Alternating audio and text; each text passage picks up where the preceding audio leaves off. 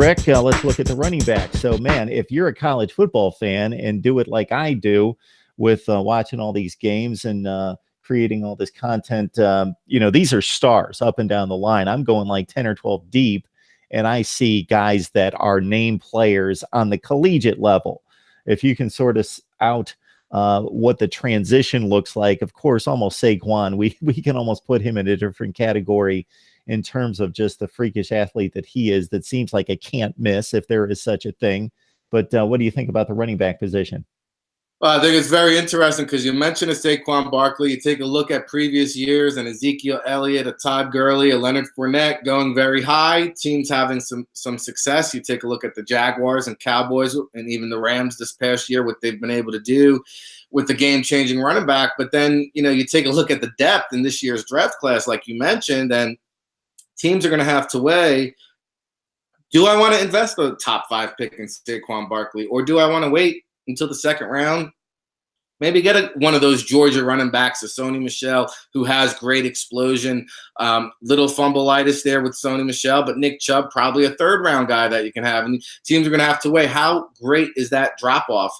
Is Saquon Barkley a franchise game changer? Does he equate to more wins, or can I get by, trade down and get a Darius Geis from LSU, or Ronald Jones from USC? These are all guys that are probably going to go in the top 50 to top 75 range. And, Ronald Jones, a guy from what I heard really turned off NFL teams from his interview process at the Combine. I think he chose not to run or ran a poor time. So he could be a guy now that slides down to that round 3, round 4 range. Do I want to gamble and roll the dice with Barkley early on, or do I want to be a little bit patient and get a Rashard Penny from San Diego State, another guy we haven't even spoken about, a Nyheim Hines from North Carolina State? I mean, here's a guy that's just buried in this year's draft class. I'll give you another one, small school, Chase Edmonds from Fordham. There's been a lot of love for him. You think about Curtis Samuel from Ohio State last year, a very similar prospect where, he's working out in the slot. He's working out at the wide receiver. He's testing at all these different positions. And you take a look at how the Falcons use their running backs and how the Saints use their running backs. A guy like Chase Edmonds, I mean, this guy could be a steal on day 3. So, I mean, it's a locked and loaded running back class. You can probably even go into the undrafted category. I mean, a guy like Ralph Webb from Vanderbilt, who wasn't even invited to the NFL Scouting Combine. I mean, this guy is going to be a heck of a player at the next level. Philip Lindsay from Colorado. I mean, Bo Scarborough from Alabama, who you saw a couple years ago. Obviously, some injury questions there. But, I mean, again, you take a guy like this on day 3, he can be a bulldozer between the tackles. Kalen Ballage from Arizona State. I mean, the intangibles, the measurables, he didn't have a great collegiate career sharing time with DeMarco Richard, I think, over there in Arizona State. And then Kerryon Johnson from Auburn. We didn't even mention him yet. So, I mean, this is a very loaded running back class. And I think you could see about 25 runners selected in this year's draft.